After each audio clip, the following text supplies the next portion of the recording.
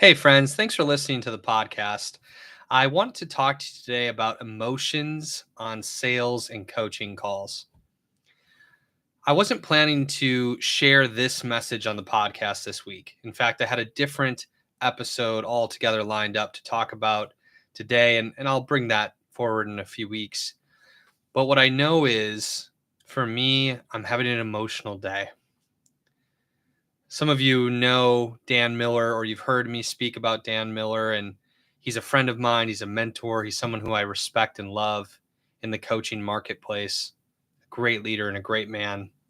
And I will give Dan his full due in a podcast episode upcoming at some point in the next few weeks as well, where I really want to honor him over the course of an entire episode. I'm not ready to go there today. But Dan did receive news from his doctor that he's got cancer. He's now shared this publicly, and I've been holding this information for a couple of weeks. The doctors have said that Dan only has a few months to live.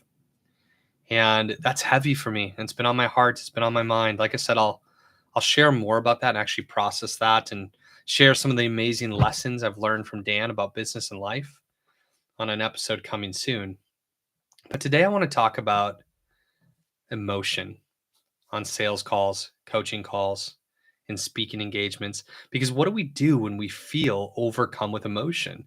When we're feeling sad, like I am today, when we're feeling angry, when we're feeling frustrated, when we're going through something difficult, when we're overwhelmed, what do we do with that emotion?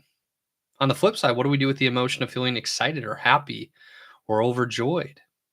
How do we show up when we have that kind of emotional experience on a sales call, on a coaching call, to a speaking engagement, etc.? One seems probably a little bit more obvious than the other. I'm sure it will to most. But both of these are interesting opportunities. And in general, emotion is a very interesting opportunity to consider on sales and coaching calls. And so I want to start with this. We oftentimes teach in our internal art of influence to get into a peak emotional state using our emotion. And I think like emotion can be used on sales calls in a number of different ways. But considering that peak emotional state, when you're at your best, how do you feel? Knowing what that looks like, being able to recall that, being able to call yourself to that emotional state in a given moment is a valuable opportunity. How do you feel when you're at your best? That can be base for us. And hopefully it is based on sales calls and coaching calls to get ourselves to that peak emotional experience so we can deliver for the people we're with. Some days that's going to be easier than others. But how else do we use emotion on the sales call? Well, one of the things that we teach is to mirror and match the emotion of the person that we're with to find deeper connection. Now, we want to do this in an authentic way, but I know that if somebody comes into a call or a conversation with me at any stage of life and they're feeling really sad, if I bring like a tremendous amount of positive energy, that oftentimes is actually going to break connection. It's going to break trust. It's going to break rapport. And they're not going to feel too excited about having that conversation with me. I need to meet them where they're at. I need to connect with them. I need to feel the sadness. I need to have some empathy. I need to go there with them and meet them there and say, I'm so sorry you're going through that. That must be so hard. Thank you for sharing with me. That's where I need to meet them. Even if I want to have a positive outlook on what they're talking about, I need to meet them in the energy and the emotion that they're experiencing. On the flip side, if somebody comes to a call with me or a conversation with me and they're excited, I don't want to greet them with being down or melancholy. I want to celebrate with them. I want to say, oh my gosh, I'm so excited for you. That sounds amazing. Give me some of what you're having. I'm so glad that we're talking. That sounds awesome. Congratulations. That is a really great response. We want to mirror and match. This is going to create deeper connection with people emotionally. What's the second way? I've got 3 ways to use emotion on sales calls. The second, beyond like mirroring and matching emotion, meeting somebody where they're at so that we can connect deeper with them on a sales or coaching call. The second idea is what was defined to me in my early sales days as a teenager selling Cutco knives was the idea that a sale was simply a transfer of enthusiasm from one person to the next. Isn't that interesting? a transfer of enthusiasm from one person to the next. That is how sales was defined to me in those early days. And I'm struggling to remember who to attribute that quote to. I'm sure many of you know the person who made that quote, and you can certainly remind me of the person who said that first. But that's a really interesting thought. There is something to say about the emotion of enthusiasm and excitement for something, creating some enthusiasm and excitement in the other person. Emotions are oftentimes very contagious. And so if we've met somebody where they're at and we've connected with them through that mirroring of emotion, could we over time lead them to a place of enthusiasm and excitement? Could we inspire through our emotion? And could that call people to action in a positive way? Yeah, I think that's an opportunity. And the third way that we can use emotion on sales calls or coaching calls is to sometimes bring passion and challenge lovingly, to lovingly be bold enough and passionate enough to challenge someone in the way that they need it.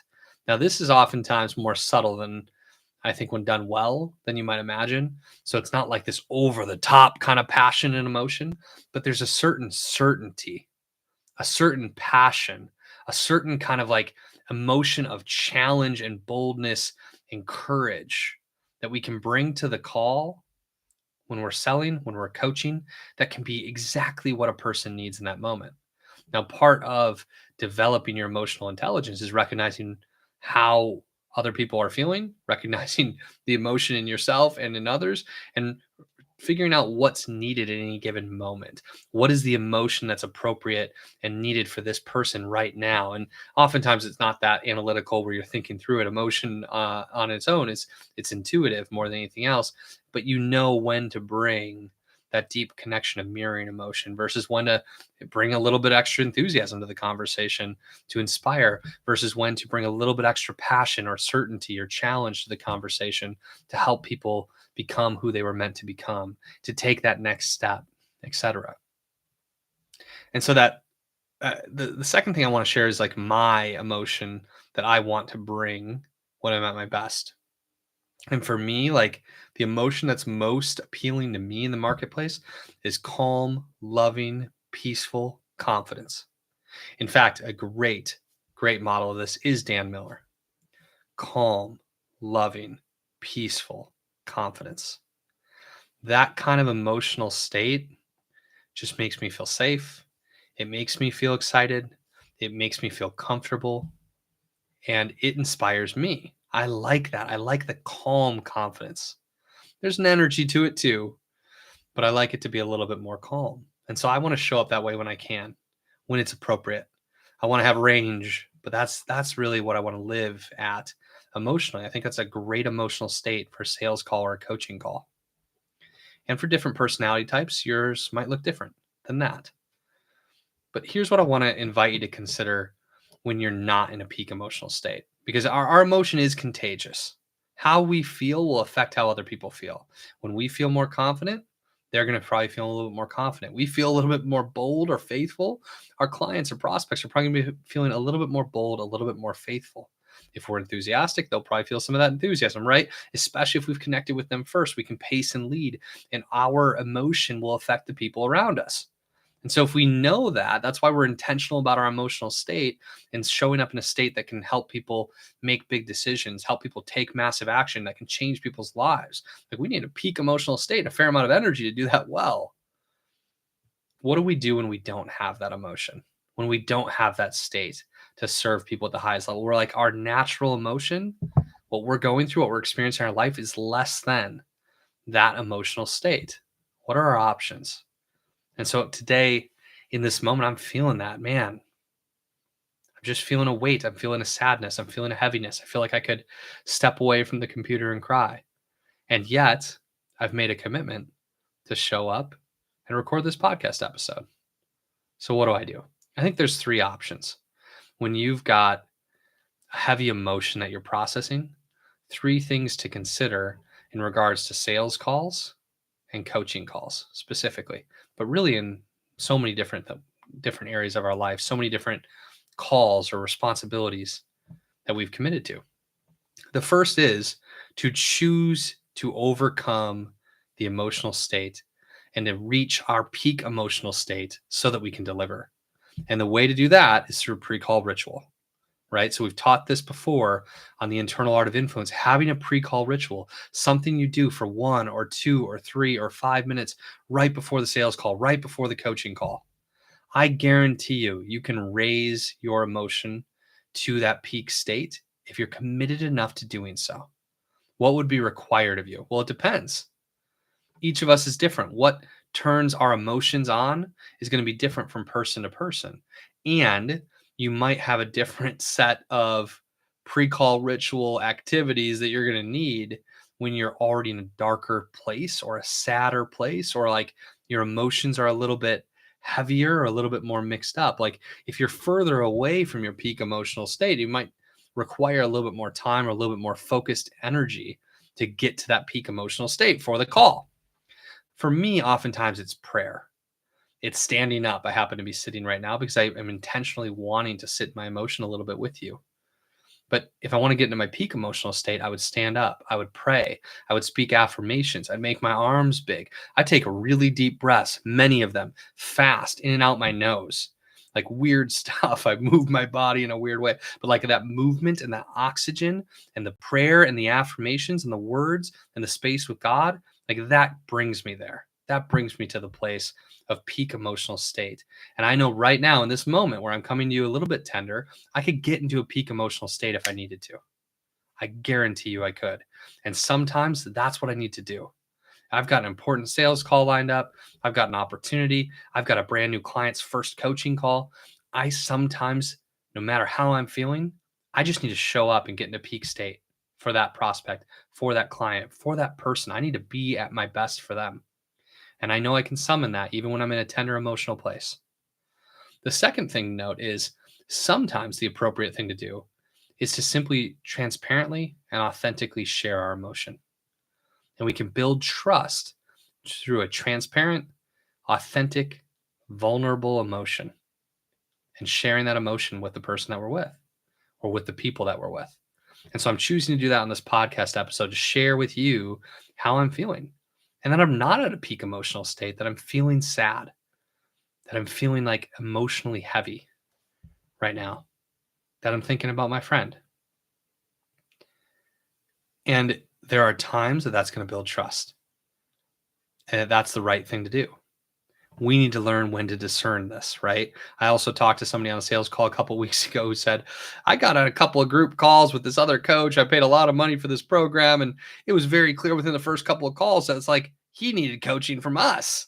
And he was oversharing his vulnerability and oversharing his sadness or whatever he was going through or his struggles or his challenges on the call. And it's really valuable to have vulnerable, honest shares on the call. But you could probably tell the difference between that and somebody going too far with this and placing a burden upon their clients, a burden upon their audience. And that's not good either. And so we have to find the balance there. And we need to make sure that we are consistently showing up for our clients, that we're consistently showing up in a peak emotional state more often than in that vulnerable, low place. It's okay for us to be there sometimes. It's actually valuable for the relationship for us to show up in that tender emotional space and be honest about it and transparent and share that. And there's so much opportunity for deeper relationships when we invite people into that emotion. A little bit different on a sales call or a first call with a new coaching client than it is on a 25th coaching call with someone, or it is on a group call or on a podcast with people who are loyal listeners who've been paying attention for a long time, who already care about you, who already have an established first impression and relationship with you. So again, you find the place of where and when you want to transparently, authentically share your emotions in the context of your coaching business.